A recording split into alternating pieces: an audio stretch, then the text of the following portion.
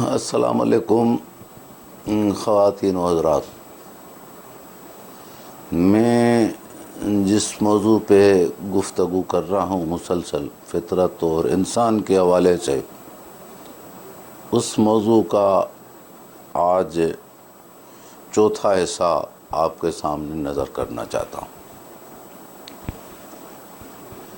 میں نے پچھلی تیسری قسط میں یہ کہا تھا کہ فطرت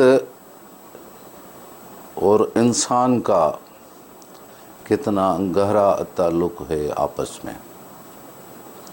فطری جو قانون ہیں وہ انسان پہ کتنے اثر انداز ہوتے ہیں.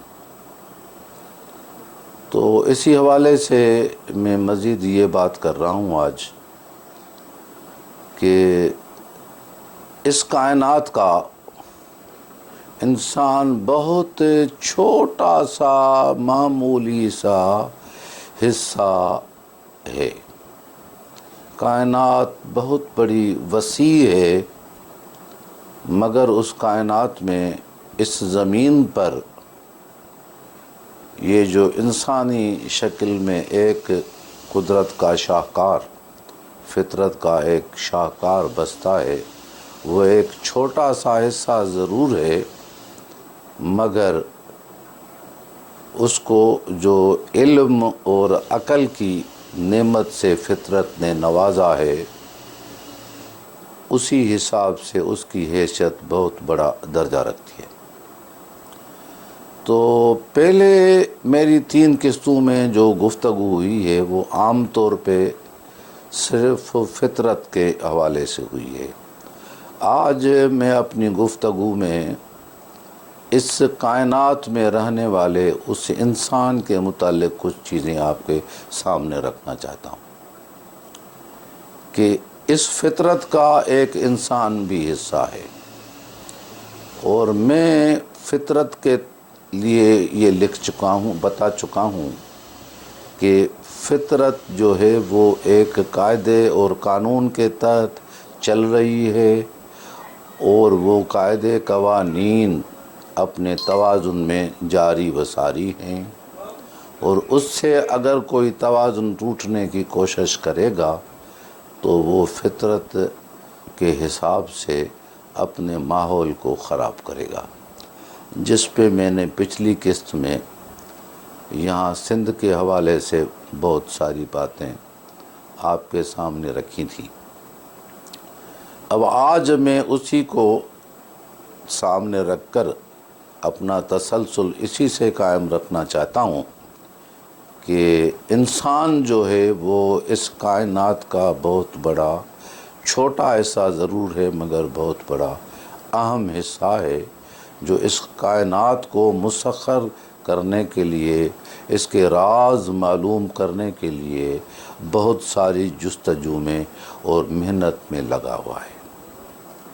اب آتے ہیں کہ جو انسان ہے جیسے کہ فطرت کا حصہ ہے، تو اسی طرح سے انسان کی جو بناوٹ ہے وہ بھی فطرت کے حساب سے کچھ قاعدے اور قوانین پہ مشتمل ہے. اگر انسان بھی ان قوانین پہ نہ چلا اور اس نے اس قوانین کو توڑنے کی کوشش کی تو وہ خود اپنی شخصیت اور اپنے وجود کا بھی نقصان کر بیٹھے گا. تو میں فطرت کو اس طرح سے دیکھتا ہوں کہ فطرت جو ہے کچھ لاز کا نام ہے. اب وہ لاز جو ہے وہ انسانی سماج میں کیا ہے، تو اب گفتگو کریں گے کہ انسانی سماج کیا ہے. تو یہ 2 حصے بنتے ہیں کہ فطرت اور انسانی سماج. فطرت کے قوانین میں جیسے کہ توازن ہے، اس لیے انسانی سماج میں بھی توازن ہونا چاہیے. اگر انسانی سماج میں توازن نہیں ہوا تو وہ انسانی سماج نہیں چل پائے گا. اور جس طرح فطرت نیچر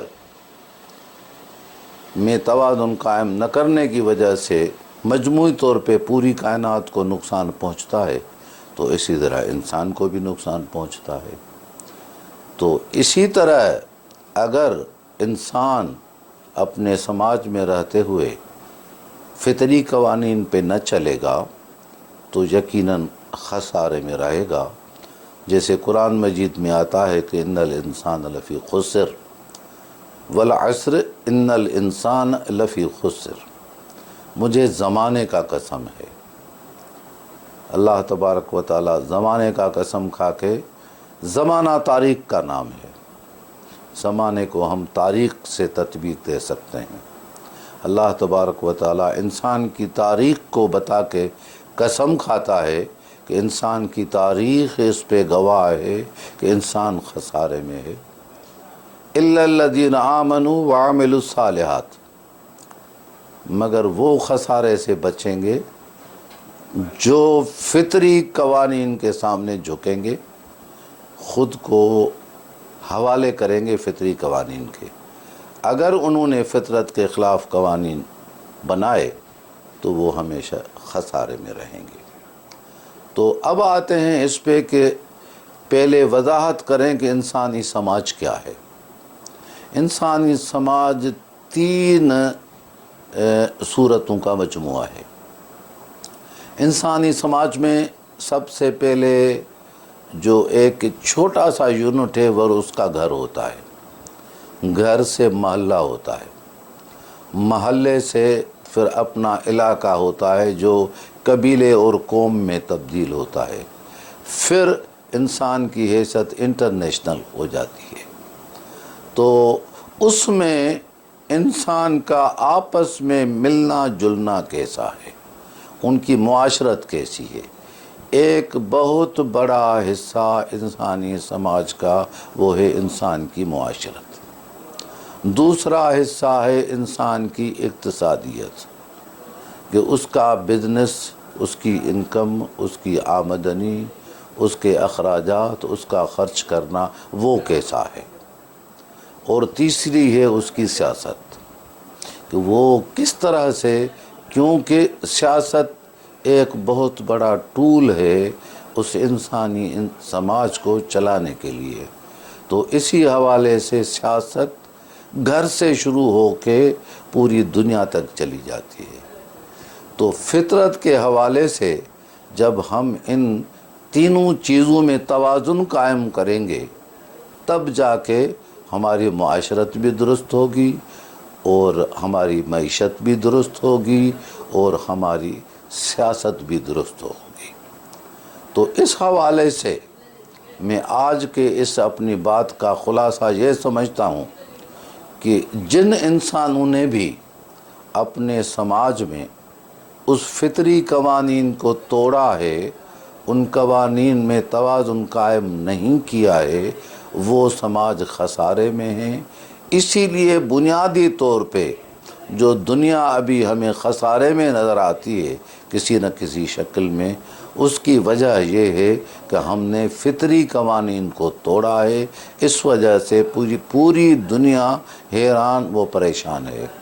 لوگ بڑے فخر سے کہتے ہیں کہ صاحب یورپ اور جو امریکہ اور دوسرے جو ممالک ہیں وہ بہت ہی خوش اور بہت ہی اعلیٰ طریقے سے اپنی زندگی گزارتے ہیں، مگر ان کی سیاست کو دیکھیں گے کہ ان کی سیاست جو ہے وہ دوسروں کی لوٹ کھسوٹ پہ بنی ہوئی ہے۔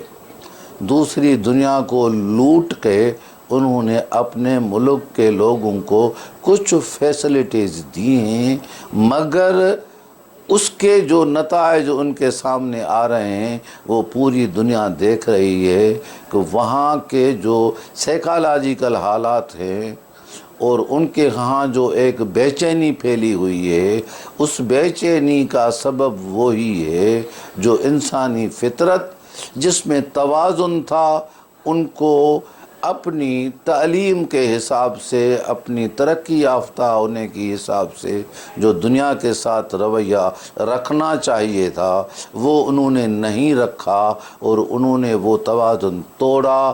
اس وجہ سے وہ مختلف بیماریوں کا شکار بھی ہیں۔ وہ کہتے ہیں کہ دور کے ڈھول سہانے، تو آپ اگر وہاں جا کے دیکھیں گے تو وہ معاشرے کن کن مصیبتوں کا شکار ہیں، تو اس کی وجہ صرف اور صرف یہی ہے کہ انہوں نے بھی فطرت کے قوانین کو توڑا ہے۔ تو مزید گفتگو کے لیے ہم اپنی 5ویں نشست میں گفتگو کریں گے کہ انسانی سماج میں عدل اور فطرت کا آپس میں کیا تعلق ہے، کیونکہ عدل توازن کا نام ہے۔